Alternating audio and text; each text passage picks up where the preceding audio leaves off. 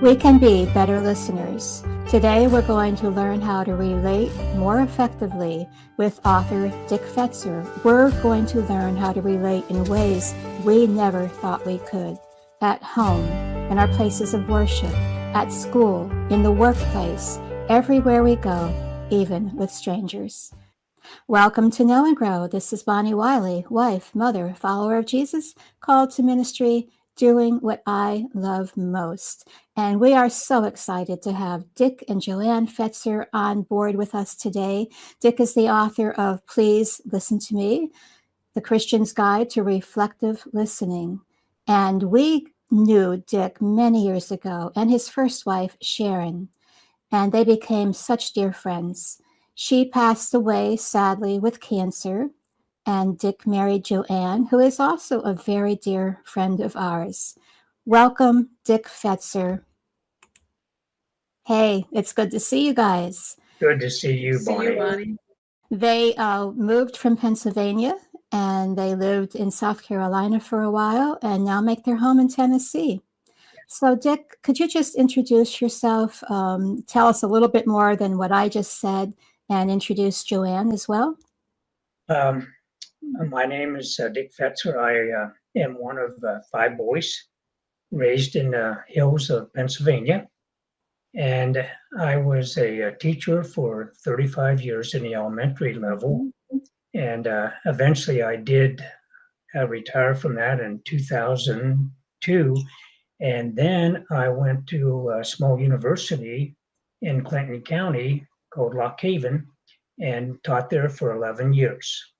Um, as you said, Bonnie, my first wife Sharon died in 1998. One of the things that I also did was teach teachers during the summer for professional development courses. And Joanne was a teacher and decided to take one of my courses. And then she took another course. Then she took another course. And so I will share with you later how very effectively reflective listening really helped us to come together. And of course, after I retired, really retired for the second time from Lock Haven, Joanne and I moved to South Carolina for 7 years. And then in the fall of 2020, we felt the Father speaking to us and telling us to come to Tennessee. So this is where we are, and we love it here.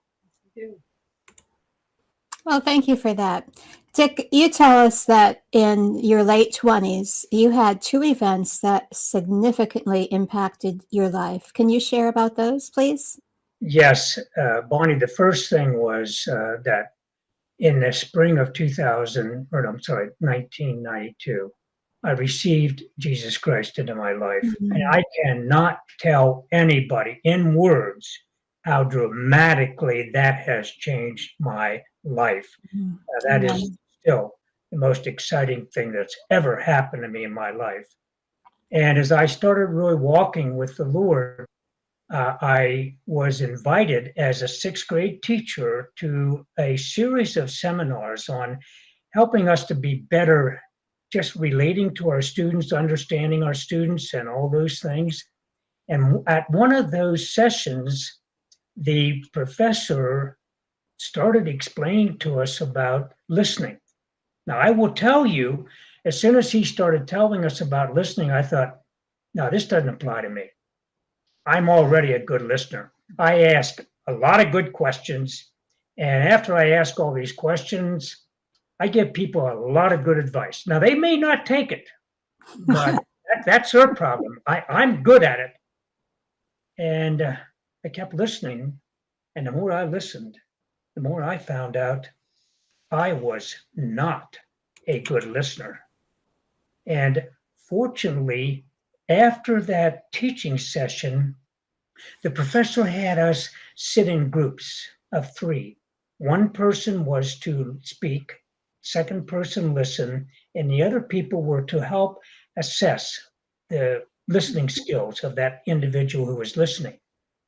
And the one girl who decided to listen to me was a guidance counselor and had already been trained in reflective listening. And she looked at me and she said, Dick, what do you have to share with us? And I looked at her like, I don't have anything. She said, you can't think of anything? I said, no, not really. She said, well, make up something. And as I sat there and thought a little while, I thought, well, I do have a little problem. It's not really a problem. It's just kind of something. I am the junior high wrestling coach in the school district, and I have 80 boys. And I've gone to both my head coach and the administration, and I've asked them to help give me an assistant. I mean, I've gone to tournaments when I had a temperature of 101 or 102 because there was nobody else to be with those boys. And as I started to share, she did something I've never experienced before. She listened. She didn't start telling me what I needed to do or I feel bad for you or anything like that. She just kept coming back to me in possibly a little bit different form of what I was saying. But all of a sudden, I started to realize what I thought was a minor incident in my life was really a major problem. I actually had an ulcer. And literally in 15 minutes, that guidance counselor helped me see what this skill could do for somebody. And I started thinking to myself, I need to learn how to do this. Thank you, Dick. That leads me to a question that's, well, let's just show the book first. Okay. This is Dick's book. Please listen to me.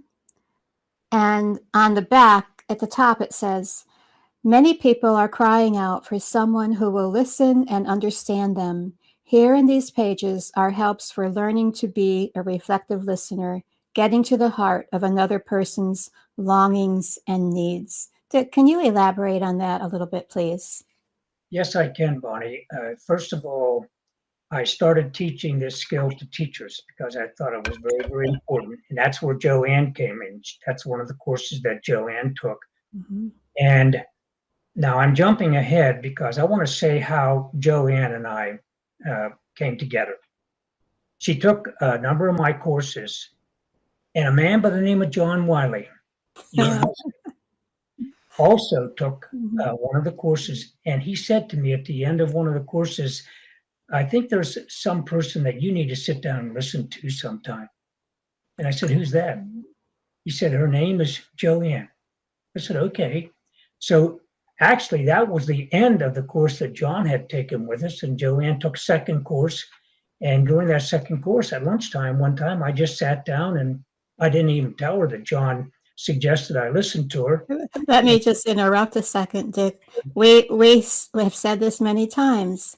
John knew before you did that there was a thing between you and Joanne. Yeah, and I didn't know it.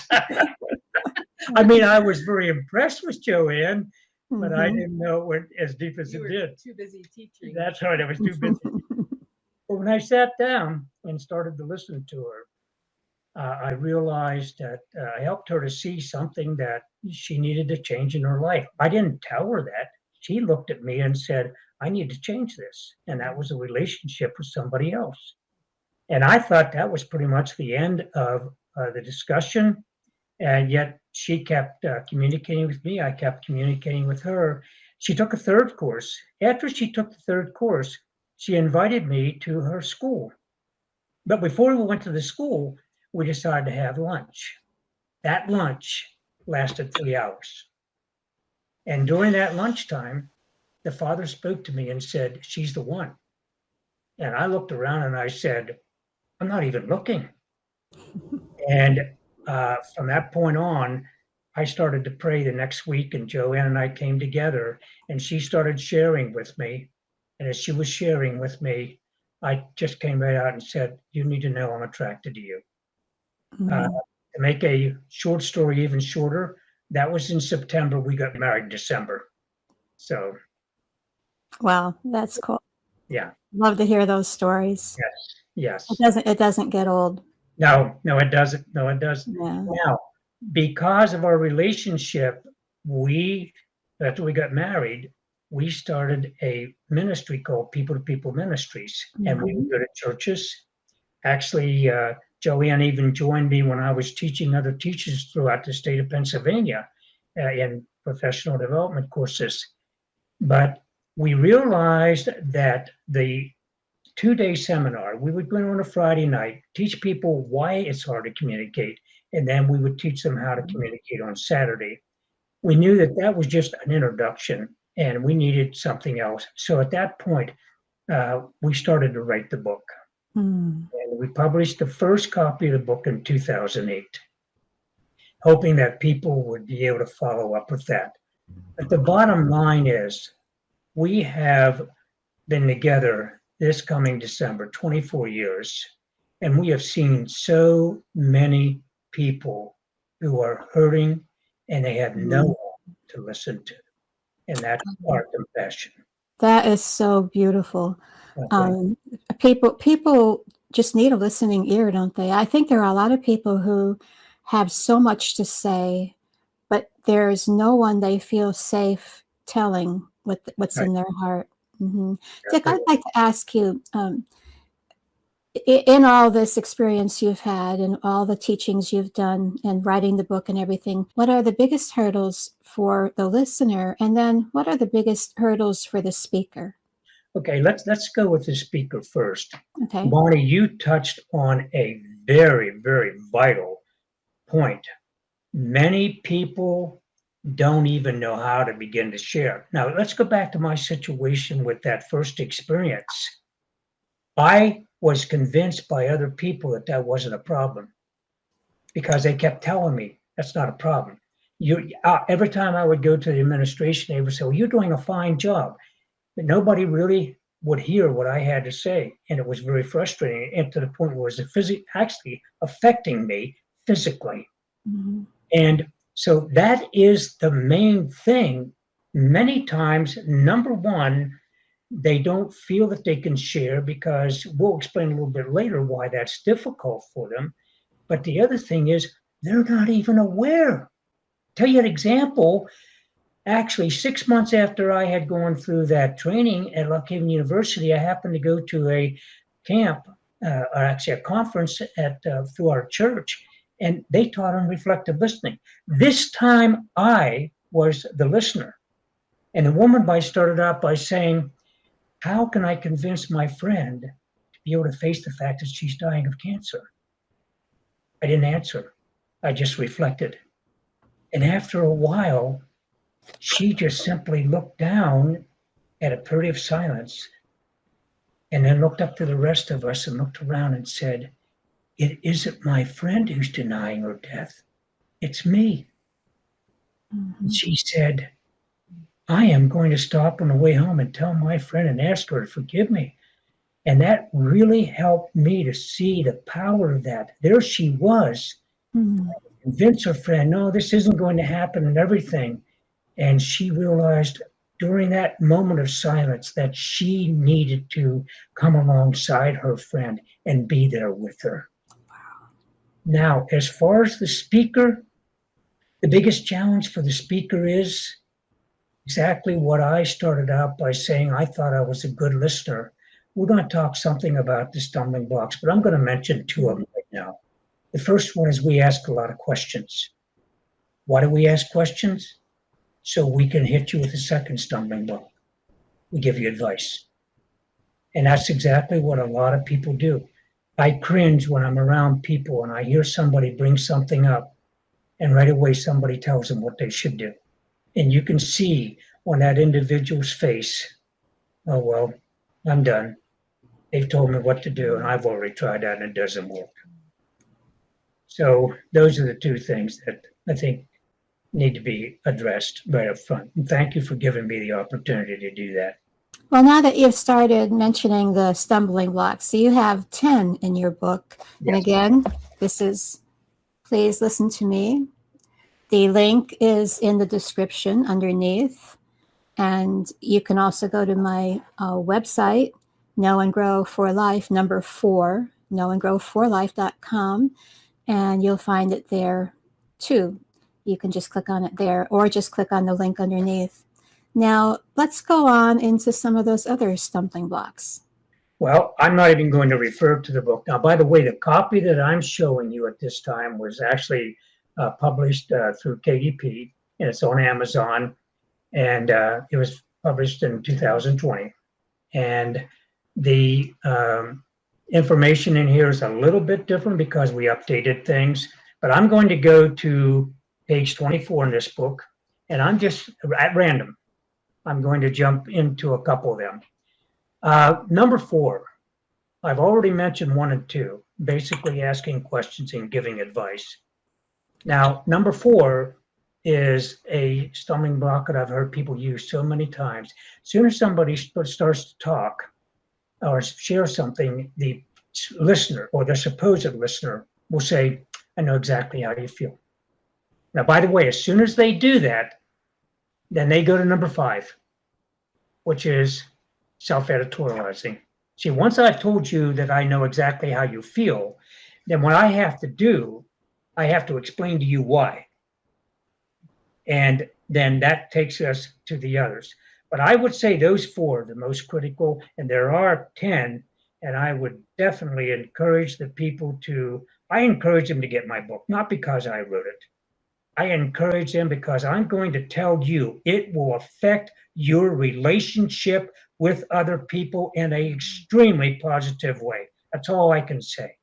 Because if we don't know how to listen to people, we're missing so much. And I can tell you during a seminar and during the time that I would be teaching teachers, as soon as I shared the stumbling blocks, you will not believe how many people have come up to me and said, oh my, I didn't realize what I was doing. Now I understand why my friend doesn't want to share things with me because I shut them down. He said, yes. And you know what they say to me? Dick, what can I do? I said, you can't go back and make that right. You may apologize or ask their forgiveness. But I said, from this day on, you can be a better listener. That's the most important thing.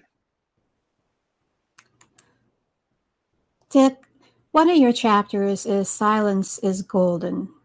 Can you take at least that stumbling block and really elaborate on it? Well, I would say that the biggest challenge with people is that they feel uncomfortable in silence. Now, by the way, I will tell you this. The person who feels most uncomfortable is the listener. Let's go back to the situation with the girl who was sharing about her friend denying that she was dying of cancer. This is what happened. I just reflected back to her, and all of a sudden she went into a period of silence, and we sat there. Now, there were a number of us there, but I was the only one reflecting off of her. And that silence seemed like it was about, who knows, almost an eternity. What's she going to do when she comes out of it? And all of a sudden, when she looked up at us, she knew that she was the one who was denying the death or the possible death of her friend. Boy, that really hit me. I thought, oh my. And that was one of the most difficult things for me to learn. Just sit there in silence. And by the way, in the chapter, in the book, we really do explain to people what they need to be doing during that silence. And you know, the last thing I ask people to do? Be praying and asking God to reveal to that person and also reveal to you what the next step is as you're listening. Now, what about like people's expressions on their faces and perhaps their body movements, or does that come into play with? Oh my, yes it does. That's one of the things that Dr. Robert Bolton, and by the way, that is it's called, his book, the title is called People Skills. And that was one of the books that I read. I studied that book. I took notes on that book and everything. Dr. Robert Bolton says in his book that our nonverbal communication is about 85% of communication. If I were not expressing myself nonverbally to you right now as the viewers, there would be almost a mixed message. If I were just sitting here stone-faced and completely still and not giving the expression that I really do mean what I'm saying, there would be a conflict in your mind. So listen, watching that person, and by the way, one of the hints that I will tell you, when you're watching that person, use soft eye contact, not not hard eye contact. Just observe the entire person. And that's so extremely important. And that'll tell you a lot, definitely. Dick, you've talked a little bit about some of the stumbling blocks. Do you want to read over all 10? Just name them so people know what's coming up in the book. Yes, I definitely can. Okay. Number 1, asking questions. Number 2, giving advice. Number 3, answering questions. I don't even want to start on that because as soon as we bring that up at a seminar or as I did at the teachers with the professional development courses, you go, what? They asked me a question. I need to answer it. And I would say, not until you listen. And number 4, telling the speaker, I know exactly how you feel. Number 5, self-editorializing. Number 6, changing the subject. Number 7, attempting to reassure the speaker. And boy, this is another one that people go, wait a minute, weren't we there to encourage them? And I say, yes, after you listen.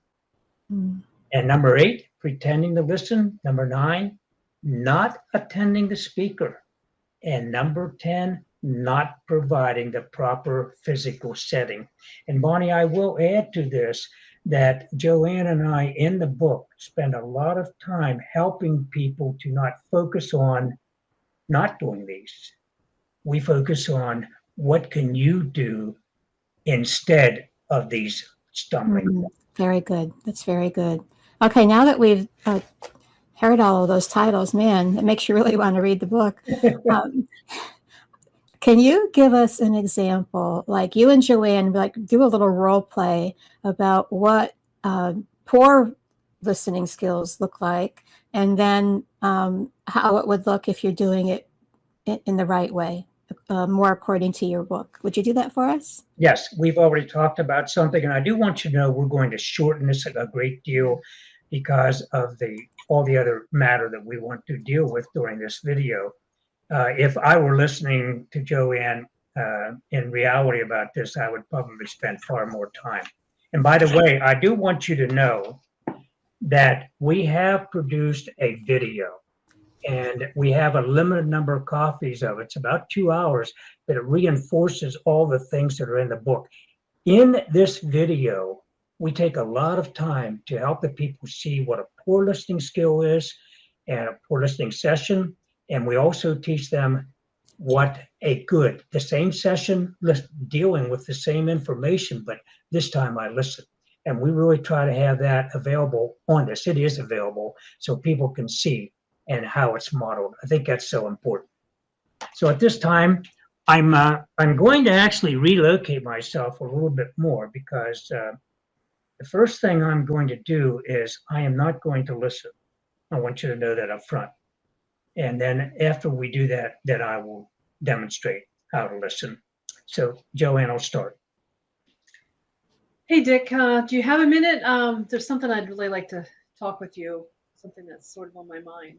Oh, okay. You sure you have time? Yeah, I think so. I want to go out and mow the lawn, and I'd like to trim a couple of the trees and everything like that. Is it going to take long? This won't take real long. No, okay. I'll try to be quick. Well, as long as it doesn't take too long. I just wanted to kind of share something with you about, it's a neighborhood situation. There is the neighbors across the street have a dog, and sometimes when he gets loose and they're not taking care of it, he'll go after people. Wait a minute. What do you mean he gets loose? Well, when they open the door and he runs out and they don't tie him, they don't have him on a leash, he's not in a pen, they don't have an electric fence, this dog just runs the neighborhood. Well, that's stupid. Well, yeah, that's beside the point. Boy. This dog will run after anybody that's anywhere in the vicinity, and he barks, and you don't know if he's going to bite you or not. That's the thing. No, wait a minute. How do you know he runs after everybody? I've seen him do it. Oh, okay. And one time I walked down to the mailbox at the end of our driveway on our property to put something in the mailbox, and he was out, and he came up to me, and it's kind of annoying to be accosted by somebody else's pet when you're on your own property. Well, can't you just wait till he's in the house and then go down to the mailbox? He doesn't go in the house. The owner of the dog could not even control him. She couldn't catch him. She couldn't contain him. You know It what? was a real pain. I know exactly how you feel about that, Joanne, I'll because bet. I went out one time and he was over there on the lawn barking, and he came out on the road and he barked at me, but I just turned around and walked back up. But that's probably what you need to do. Oh, okay. Yeah. So you think that'll work, huh? Well, I think that's probably a pretty good idea. Because let's face it, if you really deal with this, you may have a problem with the neighbors. They may get upset at us. Well, that's kind of what I wanted to talk to you about. We're new in the neighborhood, and I didn't really want to. It's not the best thing to start out, with a problem when you're trying to have good relations with neighbors in the neighborhood. You don't want to present, hey, your dog is really running everywhere and making a mess and scaring people. And Well, I'm glad you brought that up because I really do I think you just need to suck it up and basically just not deal with it, because a relationship with the neighbors is far more important. We'll just have to put up with the dog. Okay, we're ending it there. Now, I wonder how many of you picked up on how rude I was. Actually, after I do this, a lot of people come to me and they say, boy, I don't like the way you treated Joanne. But I've watched people do that. And I'm going to tell you something. This is one thing I've observed. When you start giving people advice, sometimes it is condescending. It's like, you're not smart enough to think of this. I need to tell you what to do. Now, we're going to switch. First of all, I am going to take into consideration one of the stumbling blocks, and that is make sure that you have the proper physical setting. And I do address that in the book because that is extremely important. So I want to make sure that I can face Joanne. Why? So that I can read her body language and listen to her totally, not with what she's saying.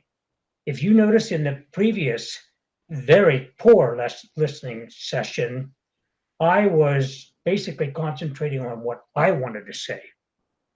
I can tell you after about the first or second thing that she said, I wasn't listening to Joanne, I was listening to me.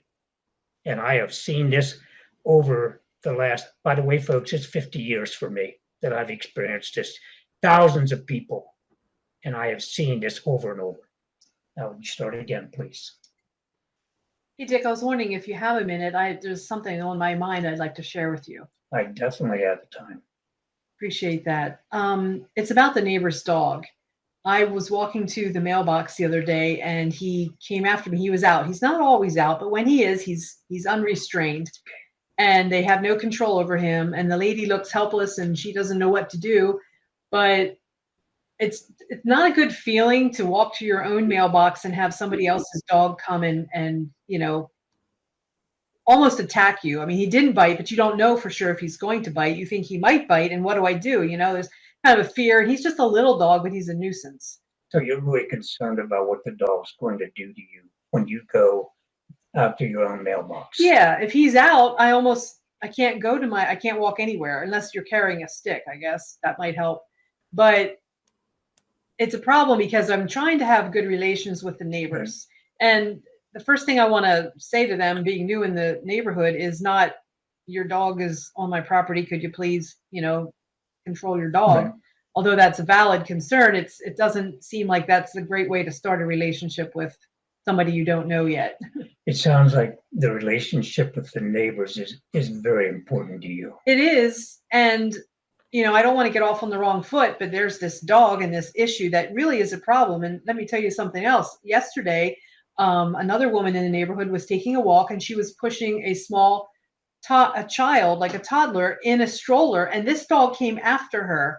And I don't think this woman understood the dog. She doesn't know if he's going to bite her. She was very concerned, not only for herself, but for the child. Wow.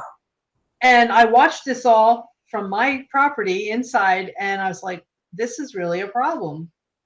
So it sounds like the fact that you saw this yesterday has really alerted you even more about this concern that you're not the only one being affected. Right. It's not just me and how I feel. I can take care of myself. If I have to, I'll kick the dog or throw a stick at him or do something to protect myself. But this woman was totally blindsided when that dog came right after her. Okay. All right. Now we're going to stop now. We could go on and we could continue with this. And by the way, this is a real problem. This isn't something that we've made up. I want to ask Joanne how she felt during the first one, even knowing that we're actually just playing this, and how she felt the second time. Even in a scenario role play, the feelings are still real. And so the first time I felt like he was too busy, didn't have time. My problem wasn't important to him. It didn't validate the situation, my feelings, or the actual event at all. And how about the The second time? second time, you definitely let me know, body language and verbally, that he had time to listen to whatever it was that was on my heart. So that was off to a better start. And then I felt free to share without interruptions, without advice. He was really trying to understand what I was saying, because you know what? As a speaker, I don't always know what I'm trying to say. It's that stuff that's inside us that we can't process on our own until we speak it. There's three different um, processes. I can think something, I can speak it myself, and the third and most powerful way is to hear someone else repeat what I have just said. And those are all three different levels of processing, working through something, or even realizing that it's there. And so in the second time when I could hear him, he was reflecting back to me what I had said and trying to put it in his own words to make sure that he understood. And when you realize that someone else is doing that for you, that really validates not just the situation and your feelings, but you as a person. It validates. And so I felt very much that he was willing to work this through with me. And had we gone further, we probably would have even dug up a few more things that were there that I may not even have been aware of. Yes, it does uncover things. By the way, I'm going to right now define what is reflective listening. Reflective listening is hearing accurately what the speaker is attempting to say. That's very important.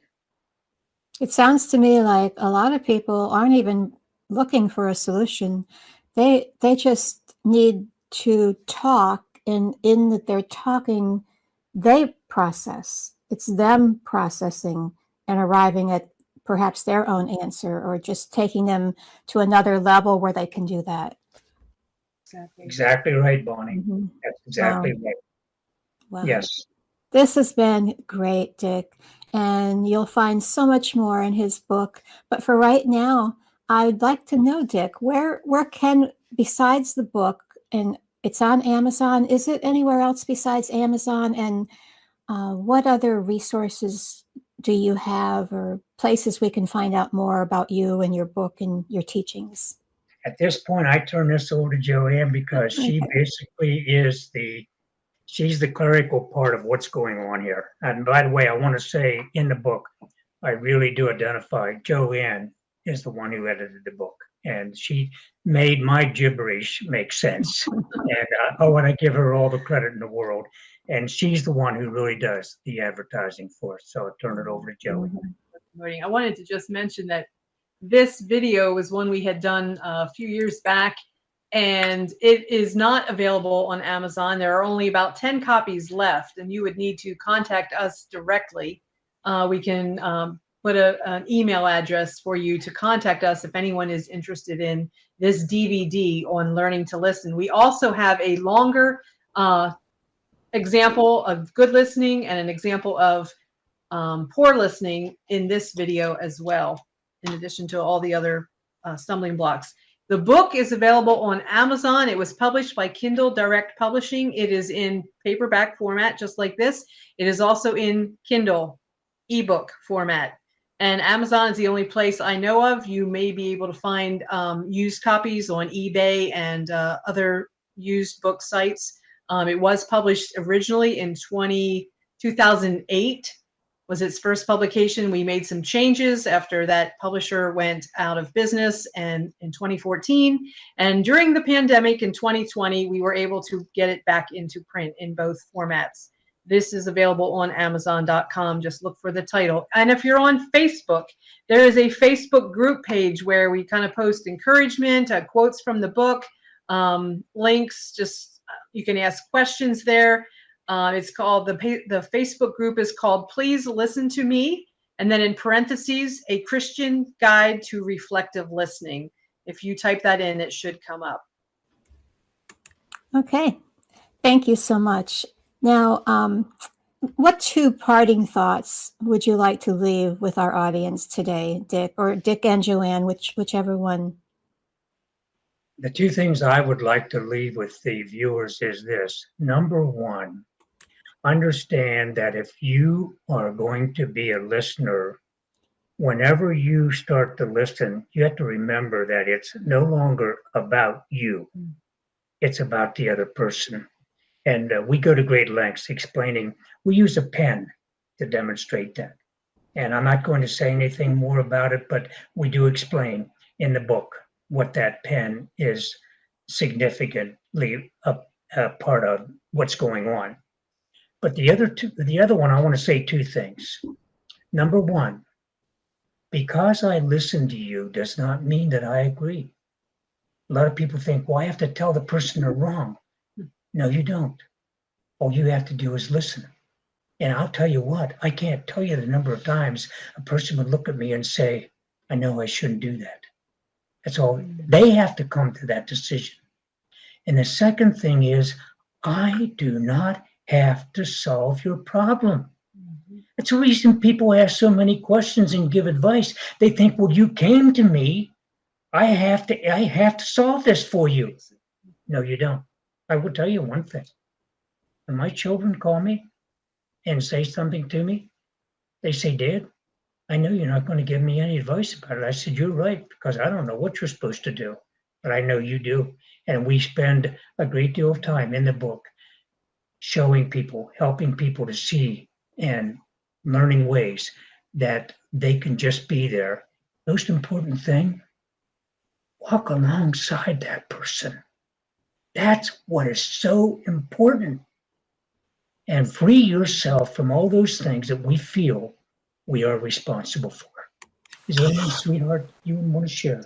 I would just say it's life-changing. If you have someone that can listen to you, or better yet, if you can listen to other people, this is the reason we got married.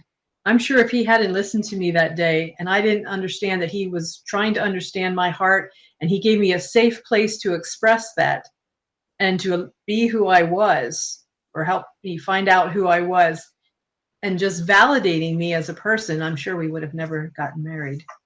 Oh, that's amazing. Well, thank you so much, Dick and Joanne. This has been invaluable. And Dick, would you close us out in prayer? Yes. Father, we just thank you. We thank you for the opportunity that we've had to just share our hearts with people. And Father, I pray that you will show people what this can do for them. I know that the two commandments you give us is that we're to love you, but we're also to love each other as we love ourselves. And Father, I have seen in my life the greatest way that we can share love sometimes is just sit down with a person and listen to their heart and walk with them. And that's what I pray for these viewers and all of us, Father, that is the commission that you have given us. And we just praise you. And we thank you for this time together and what you can do in our lives as we are just open to you and allow you to guide us. And we thank you in Jesus' name. Amen. Amen. Thank you so much, Dick and Joanne. And maybe we can have you back again sometime. Thank you so much. Pleasure. Thank you, Bonnie, for having us. You're welcome. You take care. God bless you. Bye. If you are interested in what Joanne talked about, instead of me giving out the email address right in the description, what I'd like to do is anyone interested can just contact me personally, and then I'll give out the email address, okay? Thanks for joining. And what's coming up is getting out on that skinny limb. Hopefully we'll have something this week. I'm trying to do that every week, and I hope you're doing the 5 by 5. That's 5 pounds by the 5th month of the year, May. 5 by 5. We're working on that. And also in our Perspective series, we're having Frank Shelton, and that's an interview coming up he's coming to our church to speak this weekend, and we're going to record while he's there. So then that'll come out next week. So now this video today is a new series that I'm starting, and it's Hearts, Homes, and Hurts. And I thought this particular interview kind of fit with that, Hearts, Homes, and Hurts. So that's number 1 of that series. This is Know and Grow. You can't live what you don't know. And I'm Bonnie Wiley. Thanks for joining me. In Colossians 1:10b, Living Translation, it says, all the while you will grow as you learn to know God better and better. Thanks for joining me. I love you. See you next time. Bye-bye.